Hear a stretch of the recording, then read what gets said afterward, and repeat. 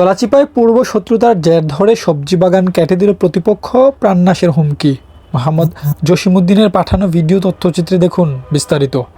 পটুয়াখালী জেলা গলাচিপা উপজেলার চারকাজল ইউনিয়নের ২ নং ওয়ার্ডের বড় চারকাজল গ্রামে জমি নিয়ে বিরোধের জেরে আনুমানিক ৪০% জমিতে লাগানো বিভিন্ন ধরনের শীতকালীন সবজি চারা কেটে দিয়েছে প্রতিপক্ষরা।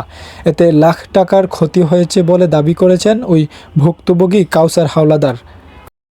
এ বিষয়ে উল্লেখ করে কাউসার হাওলাদার বাদী হয়ে দুজনকে আসামি করে চরশিবা পুলিশ ফাঁড়িতে অভিযোগ করেন।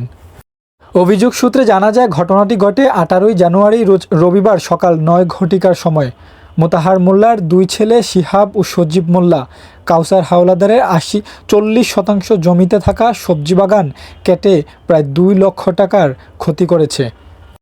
ভুক্তভোগী কাউসার হাওলাদার বলেন, সজীব ও শিহাব মোল্লা বিগত ২ থেকে ৩ বছর ধরে গ্রামে সন্ত্রাসীমূলক কর্মকাণ্ড করে বেড়ায়, দিন দিন বেপরোয়া হয়ে উঠেছে।